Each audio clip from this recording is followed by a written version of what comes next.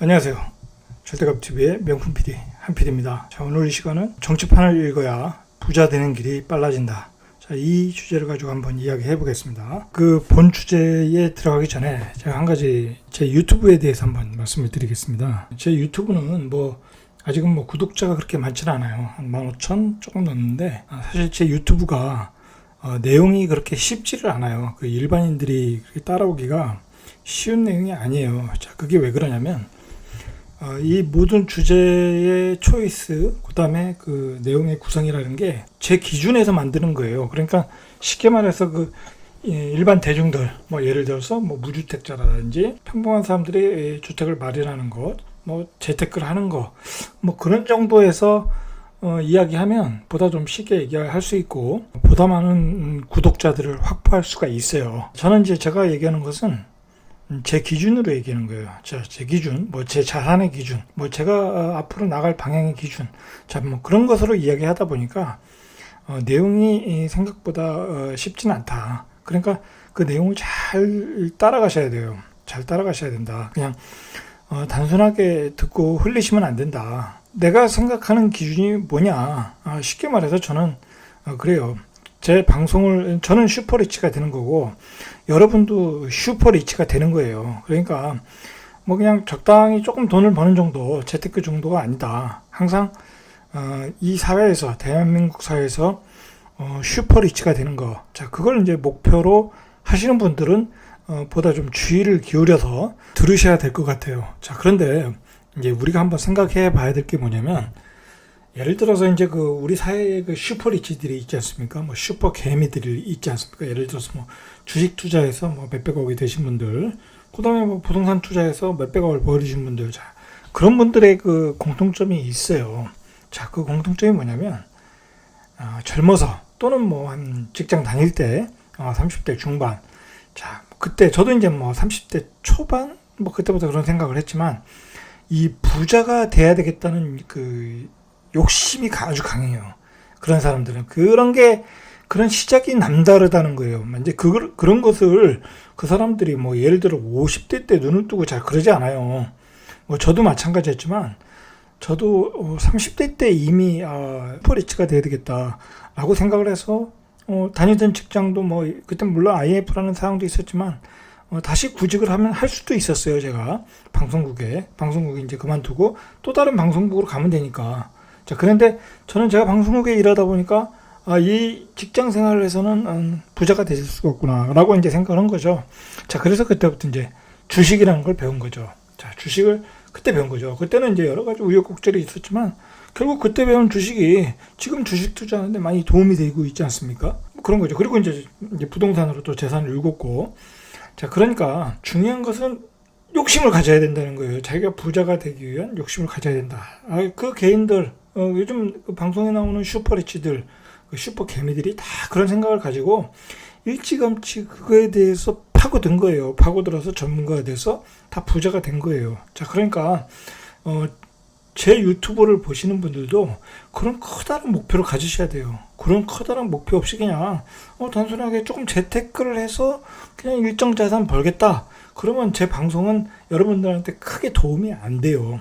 자, 제 방송의 핵심, 그리고 결국 제 방송을 본다는 건 본인의 시간을 낭비하는 거잖아요. 본인의 시간을 거기다 소비를 하는 거잖아요. 자, 그 소비를 하는 만큼 여러분들이 많은 것을 얻어 가지고 가라. 거기서 기본기를 잘 다져가지고 본인이 노력을 해서 본인들도 슈퍼리치가 돼야 되는 거예요.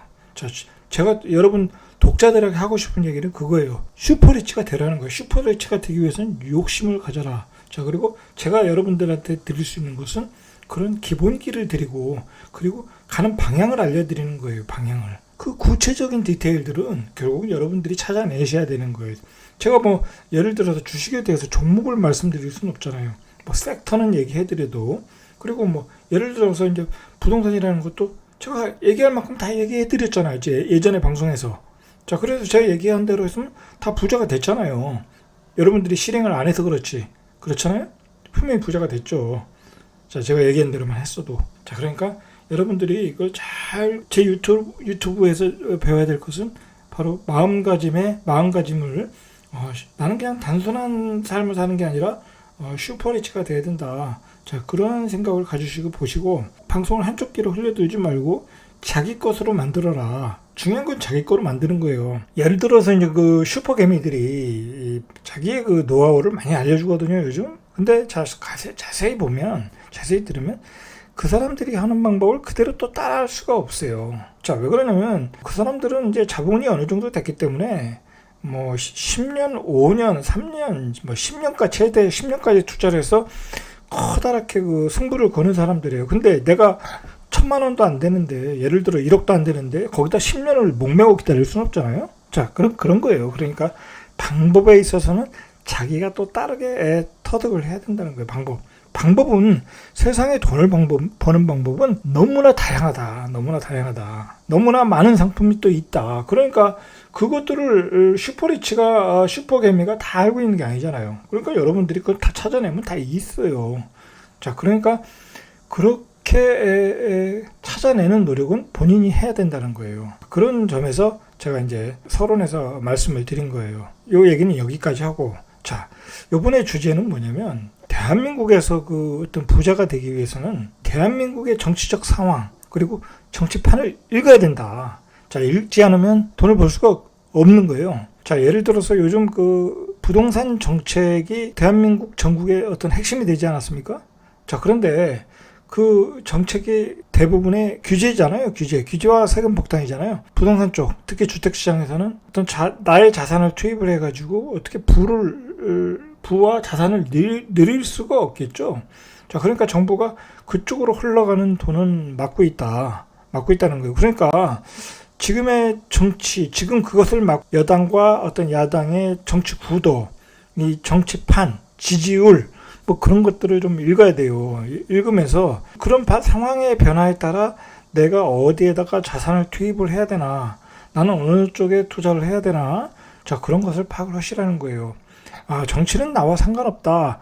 그렇게 머리 아프게 생각하시면 안 된다. 아, 물론 내가 재테크를 안 하고 슈퍼리치가 된다는 게 관심이 없으면 관심 가질 필요 없어요. 뭐 복잡하게 지들끼리 싸우는데 뭐 그거 우리가 뭐 관여할 일이 뭐가 있겠습니까? 그죠? 자, 관여할 일이 전혀 없어요. 그렇지만 우리가 그 자산을 키우고 나의 자산을 어딘가 투자를 해야 될 때는 그 정책에 순응을 해야 되는 거예요. 정책에. 정부가 투자하지 말라는 곳에는 투자하면 안 되는 거예요. 왜냐면 뭐 거기다 규제를 다 막아놓고 세금 폭탄을 때릴 준비를 하고 있는데 거기다 대고 물타기를 한다. 자, 그건 거의 자살 행위라고 보시면 돼요. 자, 최근에 그 상황을 보면 그 유동성이 주택시장에서 주식시장으로 급격히 쏠리고 있어요. 자, 이게 정부가 이제 원하는 그림이죠.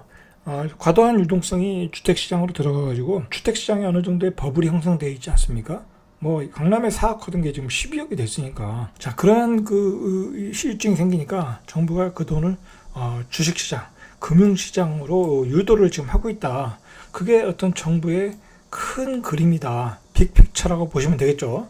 그러니까 정부가 지금 어느 곳을 지원하고 있는가, 우리는 그것을 명확하게 지금 현 상황에서 구분을 해야 돼요. 자, 그래서 정부 입장에서는 부동산 시장, 주택 시장이죠. 그 중에서 또 아파트 시장. 자, 단독주택은 사도 돼요. 뭐 정부가 막지 않아요. 자, 그런데 이제 다 주택자는 안 된다는 거죠. 투자를 금지했고 거의 이 거래 금지를 할 정도로 상황을 만들어 놓은 거예요. 예를 들어서 취득세 두 채일 때는 자, 그리고 세 채일 때는 12%. 자, 그러면 예전에는 우리가 지방에다가 하나 사놓을 수가 있겠죠. 투자로 사놓거나 뭐 세컨하우스로 사놓거나 살 수가 있어요. 뭐 세컨하우스는 지금도 살 수 있어요. 돈이 많은 사람들은 내가 뭐 주말이면 그쪽 가서 산다고 생각하면. 자, 그런데 이제 투자로는 못 사게 하는 거예요. 왜 8% 12% 할겠어요? 그러니까 취득 시에 또 세금 내고 보유세 내야 되고, 그리고 양도소득세 내야 되고. 그러니까 한마디로 1가구 1주택만 하라는 거예요. 어디 지방 가서도 사지 말아라. 자, 정부의 방침은 그렇다는 거예요. 자, 이거 우리가 명확하게 알아야 된다. 이 여당이 정권을 잡고 있는 한 그 기조는 바뀌지 않는다. 자, 그렇게 파악을 하시자 이거죠. 정부의 정책에 맞게 또 주식시장은 그 코로나 바이러스 이후에 3개월, 4개월 만에 전고점을 돌파했어요. 지금 2,400을 넘어서 2,500을 목표에 두고 있어요. 지금 2,500을. 자, 그 정도로 주식시장은 화랑이다. 자, 근데 이제 정부의 최근에 부동산 정책이 문제가 됐죠.